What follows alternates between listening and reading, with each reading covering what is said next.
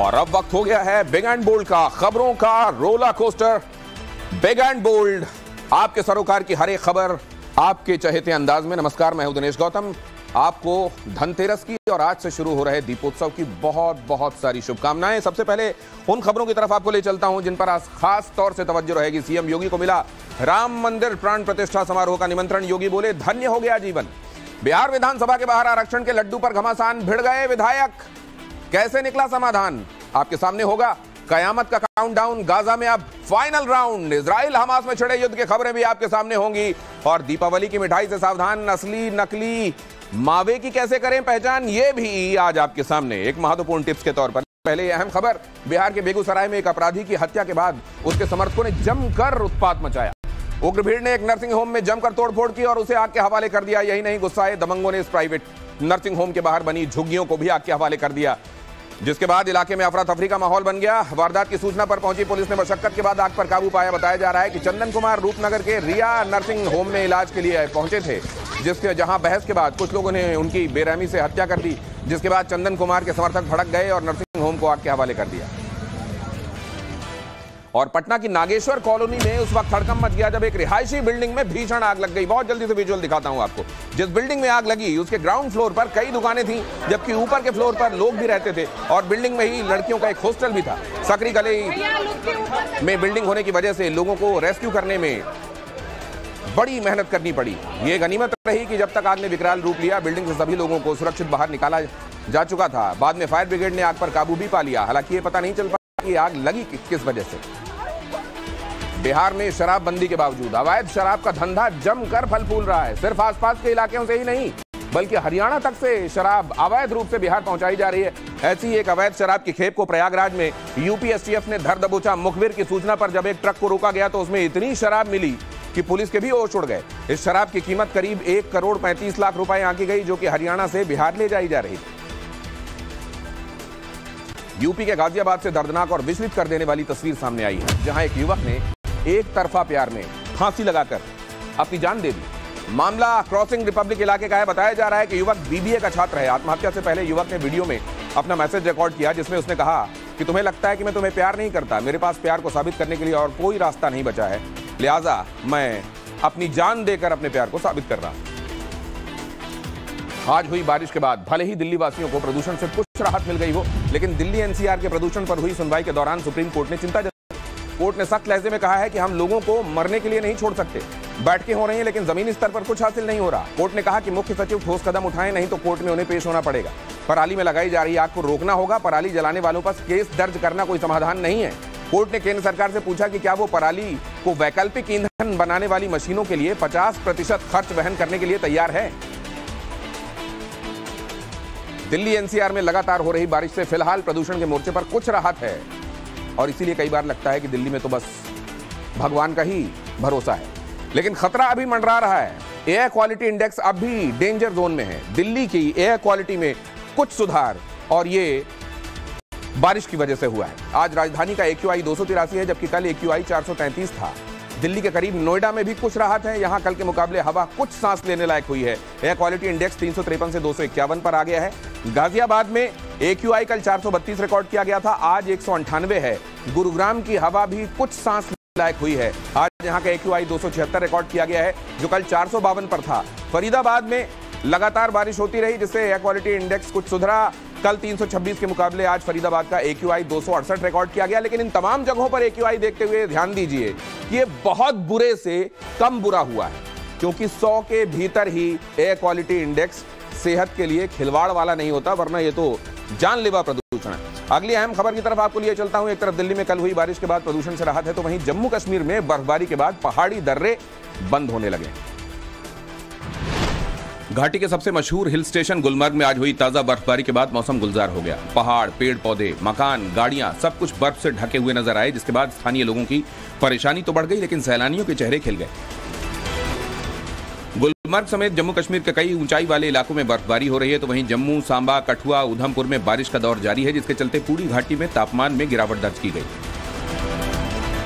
वहीं पुंछ और राजौरी को कश्मीर के शोपियां जिले से जोड़ने वाले मुगल रोड पर भी बर्फबारी हुई, जिसके बाद मुगल रोड और किश्तवाड़ अनंतनाग रोड को बंद कर दिया गया।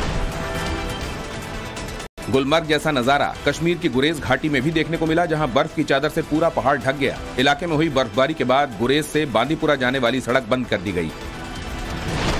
और आप जानते हैं कि 22 तारीख को जनवरी में 2024 भगवान राम के मंदिर की प्राण प्रतिष्ठा अयोध्या में होने वाली है। उससे पहले इस जगह की सुरक्षा को फुल प्रूफ बनाने का काम चल रहा है। पिछले साल सुरक्षा व्यवस्था में बड़े पैमाने पर परिवर्तन किए गए। सीआईएसएफ से सिक्योरिटी ऑडिट कराई गई, जिसके बाद अब संभावना जताई जा रही है कि मंदिर की सुरक्षा का जिम्मा सीआईएसएफ को मिल सकता है, जिसके बाद एंटी ड्रोन टेक्निक का भी इस्तेमाल किया जाएगा। बता दें कि इस वक्त रामलला के गर्भगृह की सुरक्षा सीआईएसएफ के जिम्मे है, जबकि मंदिर के बाहरी क्षेत्र में यूपी पुलिस, पीएसी और सीआरपीएफ की 3 लेयर सिक्योरिटी है। क्षण के लड्डू पर रार पूरी खबर आगे दिखाएंगे, लेकिन पहले देखिए कहां मिला काली कमाई का खजाना। जयपुर में गणपति प्लाजा के रोयरा सेफ्टी वॉलेट पर आयकर विभाग का शिकंजा और कस गया है। आयकर अधिकारियों ने आज कई अति संवेदनशील लॉकर्स को तोड़ने की कार्रवाई की, जिसमें 500 की घड़ियों के साथ विदेशी मुद्रा भी बरामद की गई। पेपर लीक मामले में बीजेपी सांसद किरोड़ी लाल मीणा ने गणपति प्लाजा के इन्हीं लॉकर्स में 500 करोड़ रुपए के कालाधन की बात कही थी। छात्रा के साथ गैंगरेप के मामले में छात्रों ने बड़े आंदोलन की धमकी दी है। 8 दिन बाद भी पुलिस आरोपियों को पकड़ नहीं पाई है। पुलिस की नाकामी से छात्रों में बेहद गुस्सा है। इससे पहले करीब 6000 छात्रों ने जस्टिस रैली निकाली थी। श्री राम जन्मभूमि ट्रस्ट के महासचिव चंपत राय और कोषाध्यक्ष गोविंद देव गिरी महाराज ने आज योगी आदित्यनाथ से मुलाकात की। उन्होंने सीएम योगी को राम मंदिर प्राण प्रतिष्ठा समारोह के लिए आमंत्रित किया। इस पर मुख्यमंत्री योगी ने अपने सोशल मीडिया अकाउंट पर लिखा, आज जीवन धन्य हो गया। दिल्ली शराब घोटाला केस में संजय सिंह की न्यायिक हिरासत 24 दिसंबर तक बढ़ा दी गई है। राउज एवेन्यू कोर्ट से निकलते वक्त संजय सिंह ने कहा कि केजरीवाल के खिलाफ बहुत बड़ी साजिश है। वहीं कोर्ट ने मनीष सिसोदिया को अपनी बीमार पत्नी से मिलने के लिए शनिवार को 6 घंटे की मोहलत दी है। सिसोदिया ने 5 दिनों की इजाजत मांगी थी। बरेली में लापरवाही और भ्रष्टाचार के मामले में पूरी चौकी को निलंबित कर दिया गया है। कुछ दिन पहले चौकी इंचार्ज समेत 7 पुलिसकर्मियों ने जुआ खेलते हुए युवकों पर छापा मारा था। इस दौरान मची भगदड़ में एक युवक गंभीर रूप से जख्मी हो गया, जिसके बाद उसे अस्पताल ले जाया गया, जहां उपचार के दौरान उसकी मौत हो गई। समाजवादी पार्टी अध्यक्ष अखिलेश यादव मध्य प्रदेश के खासकर बुंदेलखंड वाले बेल्ट में जीत के लिए एड़ी चोटी का जोर लगा रहे हैं, लेकिन टोटी चोर वाले सवाल और मसले से पीछा नहीं छुड़ा पा रहे हैं। पन्ना में जब एक पत्रकार ने टोटी चोर कहे जाने पर सवाल किया तो अखिलेश यादव भड़क गए। इतना ही नहीं, उन्होंने पत्रकार को बीजेपी का एजेंट करार दे दिया और पार्टी कार्यकर्ताओं से पत्रकार की फोटो खींच लेने के लिए कहा। बता दें, पहला मौका नहीं है जब अखिलेश यादव ने अपना आपा खोया हो। इससे पहले भी कई बार वो पत्रकारों और पुलिस वालों पर भड़क गए। तुम बीजेपी के एजेंट हो बेटा, तुम बीजेपी के एजेंट हो और बीजेपी के एजेंट नहीं होते तो इतना महंगा रेबेन का नकली चश्मा न लगाए होते थे। इसकी फोटो खींचो जरा। बिहार विधानमंडल शीतकालीन सत्र के आखिरी दिन जमकर हंगामा हुआ। सदन के अंदर सीएम नीतीश कुमार के बयान को लेकर हंगामा बरपा, तो वहीं सदन के बाहर बीजेपी और आरजेडी विधायक आपस में उलझ गए। आरक्षण संशोधन बिल पास होने की खुशी में लड्डू बांट रहे आरजेडी विधायक मुकेश रोशन जैसे ही बीजेपी विधायकों के पास पहुंचे तो बीजेपी नेता ने लड्डू का डिब्बा हवा में उछाल दिया, जिसके बाद मामला बढ़ गया और दोनों पार्टी के विधायक आपस में उलझ गए। इस दौरान विधानसभा के मार्शल और पुलिस दोनों को अलग करते दिखाई दिए। बाद में नेता प्रतिपक्ष विजय सिन्हा को बीच बचाव करना पड़ा, तब जाकर मामला शांत हुआ। इससे पहले विधानसभा में सीएम नीतीश कुमार के जीतन राम मांझी पर दिए बयान को लेकर हंगामा हुआ और बेल पर विपक्ष ने कब्जा कर लिया। ऐसे में स्पीकर ने मार्शल्स को प्ले कार्ड ले लेने के लिए कहा और सदन स्थगित कर दिया गया, जिसके बाद जीतन राम मांझी और बीजेपी विधायक सदन के बाहर धरने पर बैठ गए। जीतन राम मांझी ने कहा कि नीतीश कुमार का दिमाग ठीक नहीं है, उनके संस्कार गिर गए। बता दें कि इन दिनों नीतीश कुमार के बयानों को लेकर उनकी आलोचना हो रही है। इससे पहले उन्होंने सदन में जनसंख्या नियंत्रण पर अजीबोगरीब बयान दिया था, जिसके बाद जीतन राम मांझी के लिए कहा था कि वो उनकी मूर्खता से सीएम बने थे। कयामत का काउंटडाउन, गाजा में फाइनल राउंड, बैटलफील्ड की एक बड़ी खबर आगे आपको दिखाने वाला हूं, लेकिन पहले देखिए नीतीश कुमार की सुरक्षा में कैसे हो गई चूक। बिहार के मुख्यमंत्री नीतीश कुमार की सुरक्षा में बड़ी चूक सामने आई है। नीतीश आज लोहिया पथ चक्र का लोकार्पण करने पहुंचे थे। इस बीच एक युवक उन तक पहुंचकर नारेबाजी करने लगा, जिसके बाद पुलिस ने युवक को हिरासत में ले लिया। डिंपल यादव ने बिहार विधानसभा में सेक्स एजुकेशन पर नीतीश के बयान का समर्थन किया है। उन्होंने कहा, जिस तरह आबादी बढ़ रही है, सेक्स एजुकेशन पर खुलकर बात होनी चाहिए। स्कूलों में भी पढ़ाया जा रहा है। नीतीश ने जो कहा उसमें कुछ भी गलत नहीं। राजस्थान के मुख्यमंत्री अशोक गहलोत ने बीजेपी पर निशाना साधा है। उन्होंने कहा कि बीजेपी हमारी 7 गारंटी योजना से घबरा गई है। गहलोत यही नहीं रुके, उन्होंने कहा बीजेपी के पास हमारे खिलाफ बोलने के लिए कुछ नहीं है, इसलिए नॉन इश्यूज को इशू बनाया जा रहा है।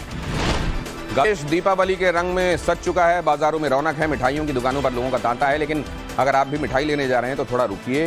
जो जानकारी हम आपको देने जा रहे हैं उसे ध्यान से देखिए। आपके साथ साथ दोस्तों, रिश्तेदारों और करीबियों के स्वास्थ्य के लिए भी बहुत जरूरी है। बाजार में मिलने वाली ज्यादातर मिठाइयां नकली मावे यानी खोया से बनाई जाती है, जिसमें सिंथेटिक दूध, सिंघाड़े का आटा, आलू, पाम ऑयल, मैदा और स्टार्च मिला होता है, जो स्वास्थ्य के लिए बेहद खतरनाक हो सकता है। अगर आप भी मिठाई खरीदने जा रहे हैं तो मावे से बनी मिठाइयों को इग्नोर करें। लेकिन अगर फिर भी मावे की मिठाई आप खरीदना चाहें तो हम आपको असली और नकली की पहचान करने के लिए कुछ क्विक टिप्स दे देते हैं। मुट्ठी भर मावे को 4 से 5 बूंद आयोडीन मिलाकर देखें। अगर ये नीला पड़ जाए तो समझिए नकली है, क्योंकि स्टार्च अगर है तो वो नीला हो जाएगा। इसके अलावा गर्म पानी में 1 चम्मच खोया मिलाकर आयोडीन डालें। अगर इसका रंग नहीं बदलता तो ये असली है।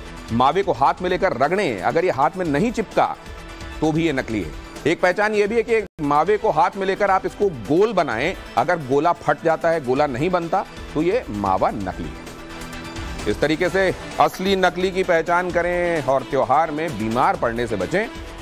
आगे बिग एंड बोल्ड में देखिए, एल्विश के पास सिर्फ 54 घंटे, लेकिन उससे पहले शेयर बाजार आज हरे निशान के साथ बंद हुए। सेंसेक्स 73 अंकों की तेजी के साथ 64,904 पर बंद हुआ। निफ्टी ने भी 30 अंकों की दौड़ लगाई। सराफा बाजार में धनतेरस के दिन सोना चांदी भाव में कमी देखी गई। ईडी ने हीरो मोटोकॉर्प के चेयरमैन पवन मुंजाल की 24.95 करोड़ की 3 संपत्तियों को जब्त कर लिया है। ये तीनों संपत्तियां दिल्ली में हैं। जांच एजेंसी ने prevention of money laundering act के तहत यह कार्रवाई की। इससे पहले ईडी ने मुंजाल की 25 करोड़ की संपत्ति जब्त की थी।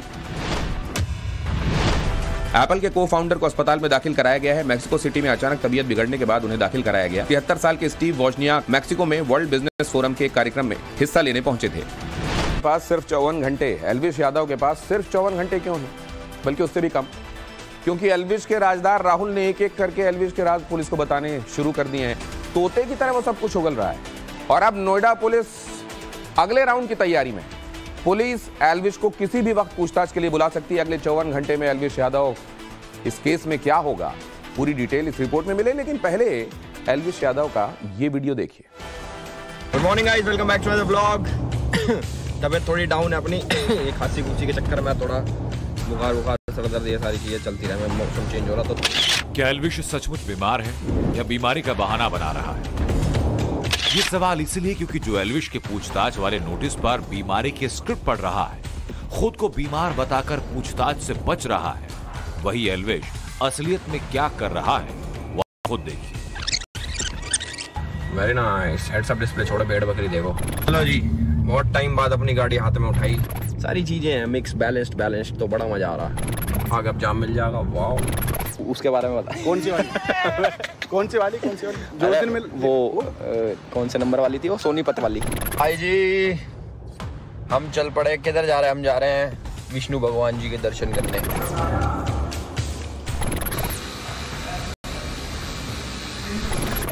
ये कोई क्रीम है, इसका नाम नहीं पता मुझे, पूछूंगा भाई था। गाड़ी रूडी सेट होगी, गाड़ी सेट, ब्लैक हेड रिमूवल, सारी चीज बढ़िया होगी। अपने 2 साल छोटे।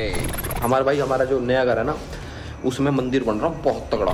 तबीयत अपनी ख़राब है, काफ़ी ज़्यादा ख़राब है। कल मैं थोड़ा सा ठीक हुआ था, बट दोबारा बिगड़ गई, तो बेड रेस्ट पे हूँ मैं अभी। तो जिस चक्कर में व्लॉग्स नहीं आ रहे थे, बुखार चढ़ रहा था। मैं कल थोड़ा ठीक हुआ था क्योंकि मल्होत्रा भाई ने नया घर बनाया, तो उसके चक्कर में मैं गया। भाई ऐसा नहीं लगना चाहिए कि सब आए हम नहीं आए, तो गया मैं। बाकी गला वाला थोड़ा ख़राब है, खांसी वासी है थोड़ी, बट दवाई चल रही है सब चीज़ों की। सब चीज़ें नॉर्मल हो जाएंगी होपफुली, सारी चीज़ें नॉर्मल हो जाएंगी होपफुली, हेल्थ भी वैसे भी। एल्विश ने पुलिस को कहा कि वो बीमार है, उसे डेंगू और मलेरिया की शिकायत हो सकती है। डॉक्टर ने बेड रेस्ट की एडवाइस दी, लेकिन एल्विश खुद ही अपने ब्लॉग पर अपनी मस्ती का वीडियो अपलोड कर रहा है। अब सवाल ये कि आखिर एल्विश ये क्यों कर रहा है?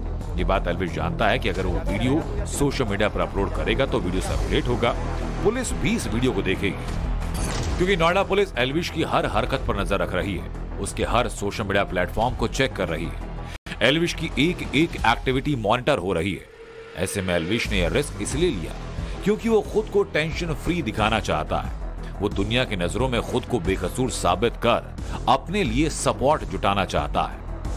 एल्विश यादव शायद बीमार नहीं बल्कि बीमारी का बहाना बना रहे हैं, क्योंकि लगातार सोशल मीडिया पर वो पोस्ट कर रहे हैं। लेकिन इन पोस्ट से वो आखिर क्या संदेश देना चाहते हैं?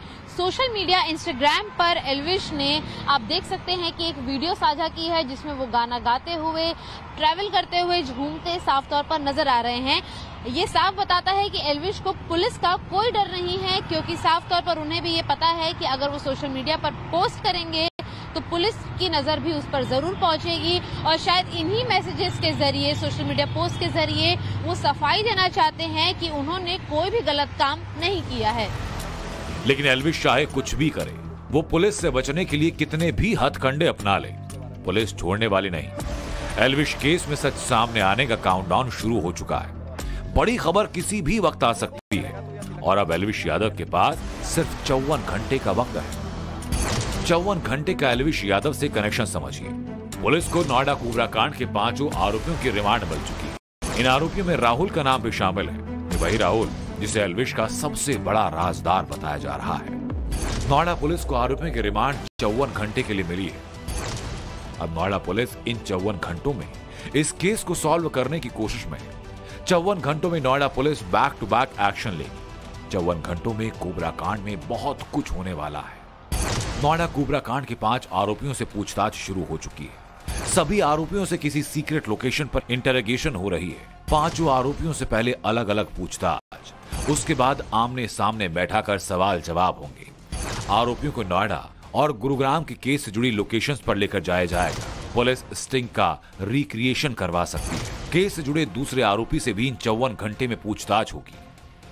पुलिस ने रिमांड के दौरान अदालत में कहा कि लोग एक गैंग की तरह ऑपरेट करते हैं और इनके कई और साथी हो सकते हैं। पुलिस पूछताछ में एल्विश के साथ इस जहरीले धंधे के पूरे नेक्सस को अपने टारगेट ले रही है। नोएडा पुलिस इंटरोगेशन में पता लगाना चाहती है कि इन लोगों के पास इतने सांप कहां से आए, 5 कोबरा सांपों का जहर किसने निकाला, कोबरा सांपों के जहर का इस्तेमाल कहां हुआ, एल्विश से राहुल की पहली मुलाकात कहां हुई, एल्विश के कहने पर वो किस पार्टी में गया, कितनी पार्टियों में वो सांप और जहर लेकर गया, एल्विश की पार्टी में कौन कौन गेस्ट थे, पार्टी में कितने लोगों ने वेनम का इस्तेमाल किया, क्या राहुल सिंगर फाजिलपुरिया को भी जानता है। एल्विश यादव के पास अब महज सिर्फ 54 घंटे हैं, क्योंकि नोएडा पुलिस को 5 आरोपियों की रिमांड मिलते ही एल्विश यादव की मुश्किलें बढ़ने लगी हैं। इन 5 आरोपियों में राहुल, जिसे एल्विश का राजदार कहा जा रहा है, उससे नोएडा पुलिस सवाल जवाब कर रही है और उन तमाम सवालों का जवाब तलाशने की कवायद कर रही है, जिससे इस पूरे मामले की कड़ियां तोड़ी जा सके। इतना ही नहीं, राहुल के बयान के आधार पर एल्विश यादव को भी सच का सामना करना पड़ेगा और यही वजह है कि ये कहना गलत नहीं है कि एल्विश यादव के लिए आने वाला वक्त मुश्किलों भरा हो सकता है। नोएडा की सेक्टर 49 में जब पुलिस ने रेड की थी, तब पुलिस ने 5 आरोपी, 9 सांप और 20 ml स्नेक वेनम बरामद किया। इस स्नेक वेनम की जांच राजस्थान के जयपुर में चल रही है। जयपुर के राज्य विधि विज्ञान प्रयोगशाला में इस बात का पता लगाया जा रहा है, ये बात पुख्ता की जा रही है कि सपेरों के पास से जो वेनम मिला वो स्नेक वेनम ही है। एल्विश जहर मामले में लगातार पूछताछ जारी है। नोएडा में पूछताछ हो रही है, नोएडा पुलिस लगातार पूछताछ कर रही है और जो 20 ml जहर बरामद हुआ है उसको जयपुर में भेजा गया है। टैक्सिकोलॉजी डिपार्टमेंट में उसकी जांच हो रही है और क्या कुछ उस जांच में हो रहा है, कैसे ये जांच होती है, उस पर बात करने के लिए हमारे साथ एक्सपर्ट भी हैं और यहाँ FSL के डायरेक्टर भी हैं अजय शर्मा जी। सर, किस तरीके से जांच होती है, कैसे ये जांच आई है और क्या रिजल्ट्स सामने आ सकते हैं? सामान्य तौर पर जो राजस्थान FSL है सिर्फ राजस्थान के केसेस के लिए है।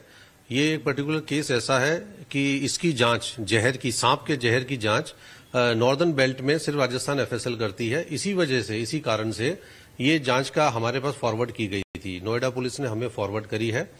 इस केस में, इस जांच के अंदर हमारे पास सिर्फ क्वेरी ये है कि जो हमें जो लिक्विड भेजा गया है वो सांप का जहर है या नहीं है, और इसी संबंध में हम लोग जांच करेंगे कि ये जो जहर है ये किसी सांप का है या नहीं है। इसके लिए हमारे पास में स्नेक वेनम टेस्टिंग किट्स होती हैं